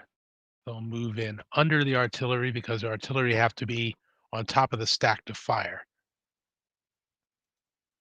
We'll move 2, 4, 5,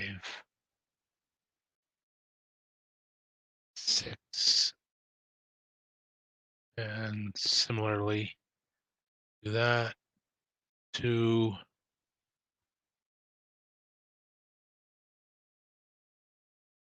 3,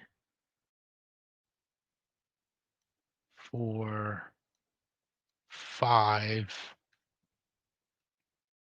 underneath. Move them 2, 3 there. Yeah, let's move there. That is going to block artillery fire anyway. Oh, yeah, that's good. And we'll move Thomas here onto the road, actually. Everyone here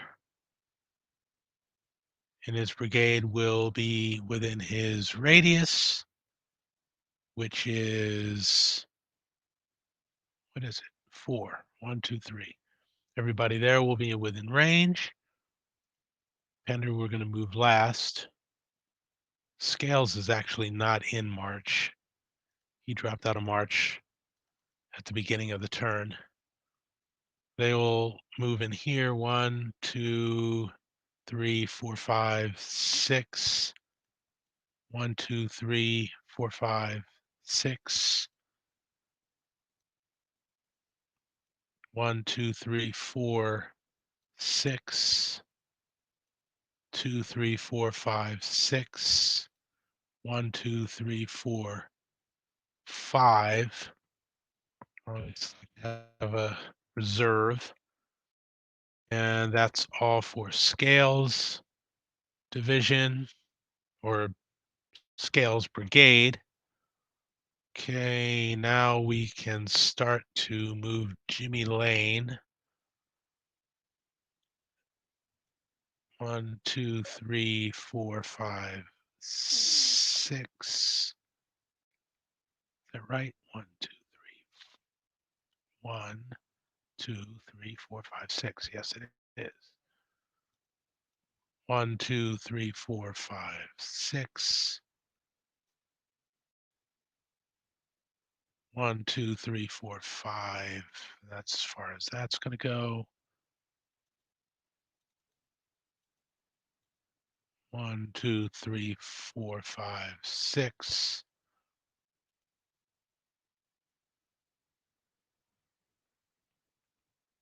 1, 2, 3. He'll make up flank.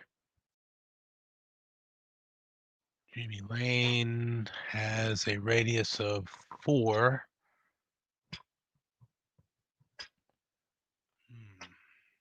Here. 1, 2, 3, 4. This unit will be in command and he's close enough to the road. That's good. Now we'll move up Perrin. And he will move 1, 2, 3, 4, 5, 6. 1, 2, using the road to move through the woods. 3, 4, 5, 6.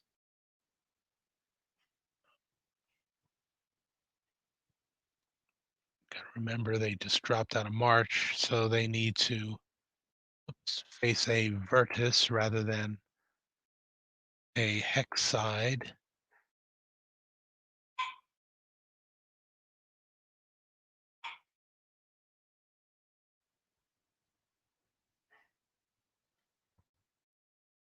One, two, three, four, 5, 6. Free facing change. 1, 2, 3, 4, 5, 6. There we go. 6. Move Perrin to the crossroads. The artillery in trail. And now I want to figure out where to put Pender to keep as much of his division in command as possible and also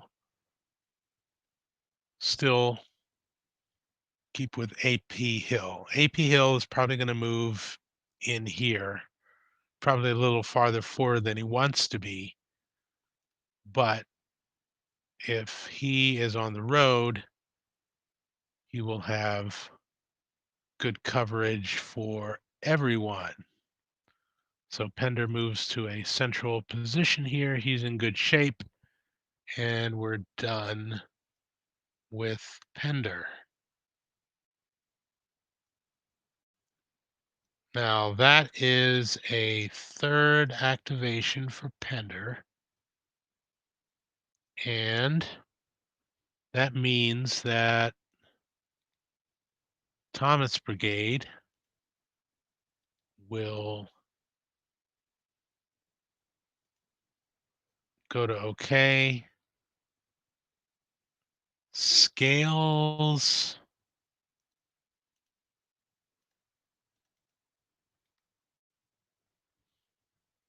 will go to 1 or 0. Um, Perrin, who dropped out of March, does not increase fatigue. Artillery actually doesn't fatigue. I should just take this marker off him.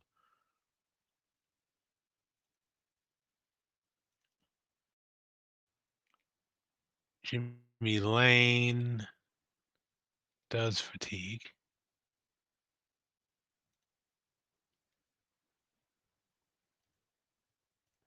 Okay. And Thomas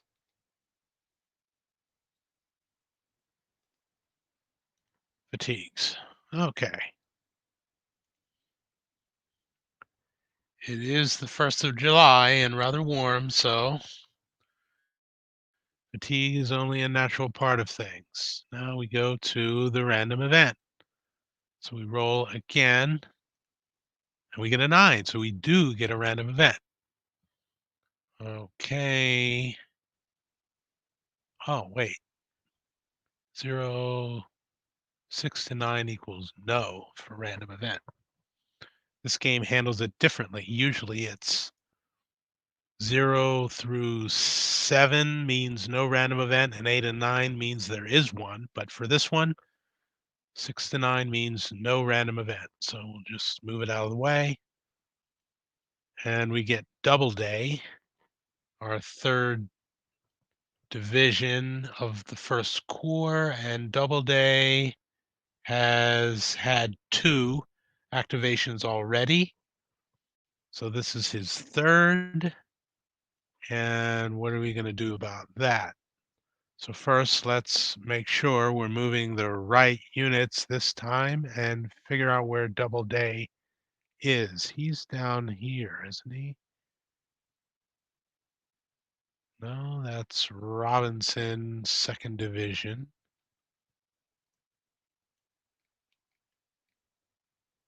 Doubleday is here.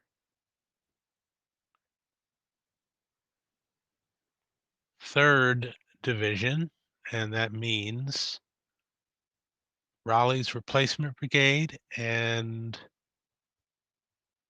Stone. Right. Okay. Stone is once again going to sit out and see if he can just give his guys a breather. And I think he's going to get away with it.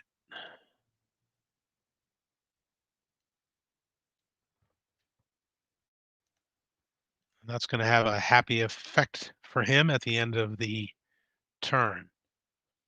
The other replacement brigade is in good shape. They see no reason to um, ramp up their fatigue anymore. And so that's it for Doubleday. So we'll remove him and we get our last activation, which is Pender. Since we just left him, we know that Pender has had no, just 2 activations. I thought that was a 3rd one for him. Huh, that is interesting. So this would be the 3rd activation. Oh boy. All right, so the first thing I've got to do is reduce, whoops, reduce fatigue for all of these brigades because they did not incur it.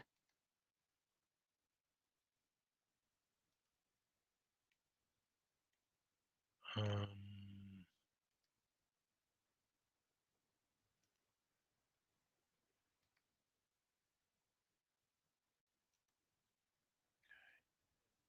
okay.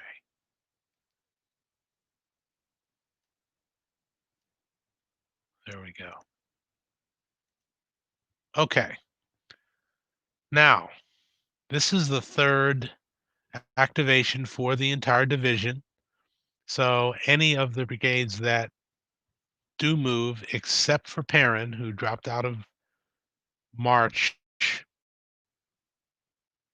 after the first activation was taken. If they move now, they will incur fatigue. Um,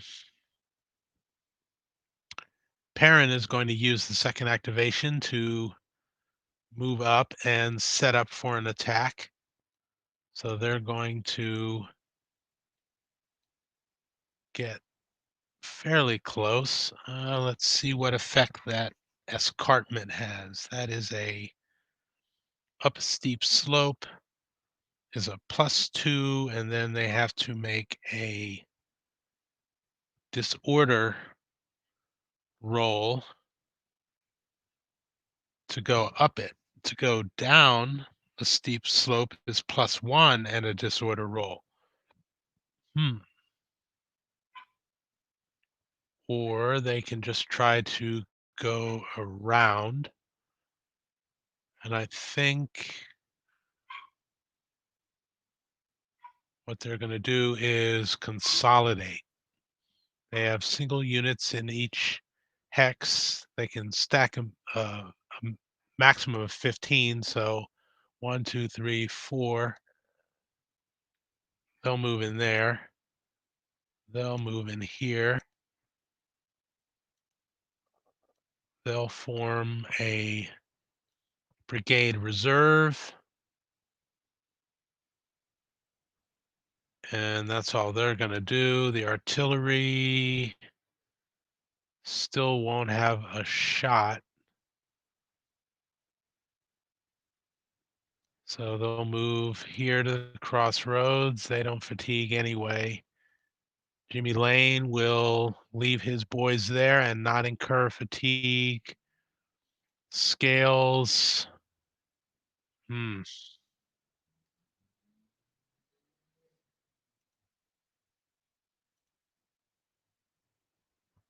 Hmm.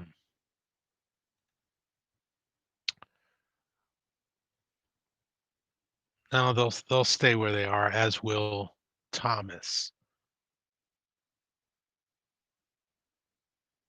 They'll stay there. Okay, Pender himself. Now he really has to make sure that he has all his brigadiers within range, because this is the last movement, last activation of the turn. So Pender's obviously in. Jimmy Lane along the road is in. Scales along the road is in. Thomas along the road is in. Pender's in good shape. Now he wants to make sure that he is within range of AP Hill, his corps commander, who has not yet moved, is about to move, and will probably move here. So he's got no worries. Okay, so our turn is over, and we now go to leader movement for both sides. I'll start with the Confederates, and we'll say that AP Hill is going to move here at the foot of the artillery park, because it's off of the main road and the main avenue of advance. And in so doing, where is Heath? Heath, who's across the road, will be in command. Pender will be in command. He's in good shape. Now, we have some reinforcements. Pendleton, the artillery commander, is within range, or is scheduled to come on, and he can probably find the leader of this. Oh, Pegram. He'll stack with Pegram. Let's see if that constitutes an overmove on his part. I think it will. One, or actually, it's a half a movement point for leaders. 1, 2, 3, 4, 5, 6, 7. Yeah, it's going to be an overmove for him. So he can only help a leader he is stacked with, and that's why I stacked him with Pegram. And we have a very special guest arriving here, one Robert E. Lee. And he's got a radius of 4. He's going to help out in a lot of ways. So let's see where to put him. Let's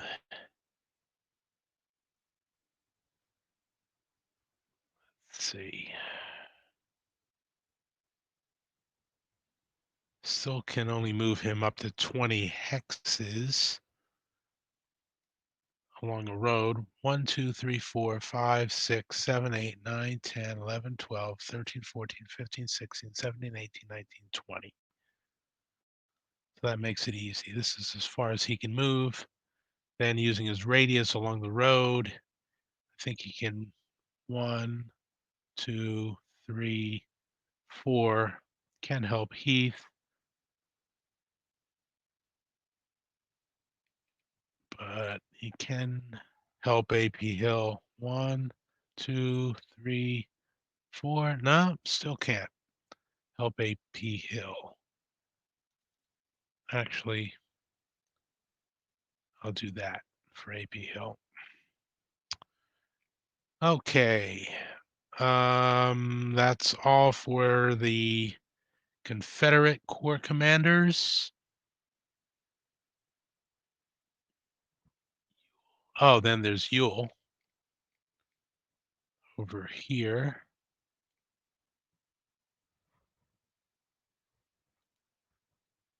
Where's the best place for him? He enters in zone 5, is it? No, 4. So he enters along this road. Um, the only division he has to worry about is roads, so he might as well stack with him. There we go. Now for the Union Corps commanders, let's start down here with Howard. Okay. 2, 4, 6, 8, 10. Now, where might we want to put him to keep Barlow in command? 2, 4, 6, 8, 10. He makes it to the center of Gettysburg. Let's see here. His radius is 5, so that's 10 road hexes. 1, 2, 3, 4, 5, 6, 7, 8, 9, 10. That's still going to be kind of bad for Osborne here, but he's still in March. They're still in March. He will be able to keep Barlow in command, and that's pretty much the most important thing right now.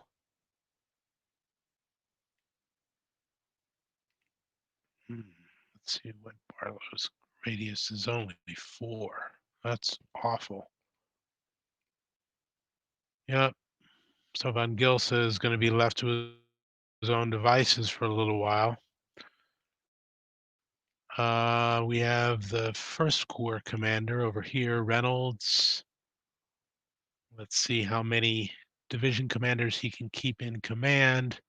He's got 2 of them right here, Wadsworth and Doubleday. They are within 1, 2, 3, 4, 5. And Robinson is out here. 1, 2. Let's find out whether creeks affect leaders. Streams are +1, so yes. 1, 2, 3, 4, 5, 6. So to keep Robinson in command, he's going to have to move here maybe. And along the road, 1, 2, 3, 4, 5, 6. That's good. 1, 2, 3, 4, 5. That'll keep them in command. Okay, so the leaders have moved, and that's going to be the end of the turn. Now, Stone, because he basically stayed out of doing anything combat related, will get to reduce his fatigue by 1 back to 0. Um, Other things that happen at the end of the turn is that we find that Davis Brigade, because all of the units in the brigade are disordered, becomes brigade combat ineffective. This will limit him next turn to a maximum of 2 activations. Here we have Pettigrew, who still has 2 good order units, along with his 1 disordered unit, and I believe one of them is routed. They are still okay. Broken Bro has 2 units that routed during the turn, and the last unit with him is collapsed, so they are also resetting shock, and they also are brigade ineffective or shattered. Now, let's see what that means for Heath's division if 2 of his 3 brigades are combat ineffective. I'm wondering if that means that the division is also ineffective, or do all of the brigades under Heath have to be ineffective for the division to be? Garnett is attached to him, so that becomes a 4th brigade. So that would give him, that would make for 5. So yes, the division is not ineffective because this is part of Heath. So that's 1, 2, 3, 4, 5 brigades, and 2 of them are wrecked. That's 1 less than, more than half. Union has no casualties or any problems of that to worry about. So that is going to do it for the turn. Now at this juncture, if this were um, an opposed game, both the players would reveal their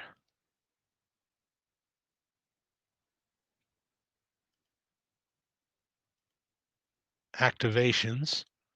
And also this is bringing me to the point where, let's see, well, actually Buford activated very early in the turn and got all of his out of the way.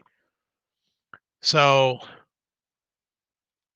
we'll tidy up here by tossing out all of the activations used, and upon the reveal of the efficiency, then you can go back through all the used activations and make sure that the players have not used too many activation chits or placed too many in the hat. So this is kind of a check to make sure that everything is on the up and up. And then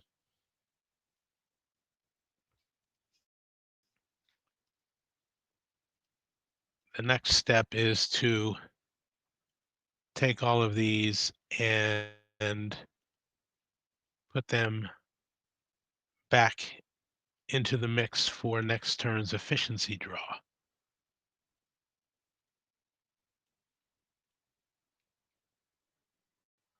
Then we do the same for the Confederates. They would do a peek here, show that, then they can get rid of all of their activation shits.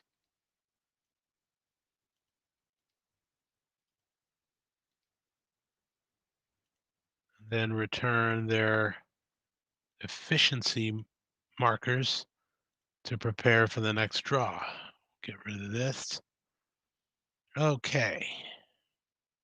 Oh, and get rid of the March chit as well. All right, that's going to do it. And this is actually a really good stopping place. I will check my messages to make sure there isn't any other business that people are wondering about. Use the undo. Okay, yep, okay.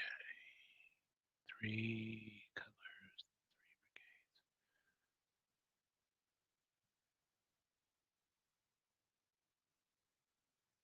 Yep, okay. Camp Sawyer, I'm trying to think back at the confusion that I caused in here by having uh, Cutler's Brigade. Let's see here. That was Stone. Which one is Cutler? Cutler is 211, and I think those are these units. I hope they are. Come on. 211, 211, yes. So those did move. They're starting the retreat here. And the ones that they might be confused with are stones over here. So they are from different divisions, actually, altogether. So I think I did that correctly, even though we're kind of mixing the third division and the first division here a little bit. I don't think I took any benefit, but I'm going to have to definitely watch that. It's getting really confused with the Union First Corps. All right, so we're going to stop here after we move the turn track to 2 o'clock. And I will also announce that I forgot to start a log file, so I will not be able to save all these moves for posterity, but I will save the game as start of the 2 o'clock turn. Where is that?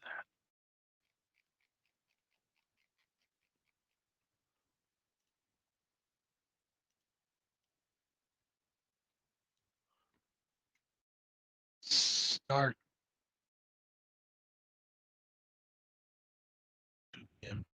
turn. It is a V save, which means that's a game or game state and not a V log. So I'll save that and I'll have a good starting point for next turn. And we're going to stop there. So the next time I come on, we will start right at the top of the 2 o'clock turn with efficiency and move on from there. So I still have, I think, a couple of stalwarts who are still here watching this live. Thanks for watching, and thanks for posting comments to keep me honest. For those of you who are seeing this in a recorded version, I hope you are enjoying the game and will return for our next episode of Stiglr for the details. Until then, I'm Alan Dickerson signing off, and we'll see you next time.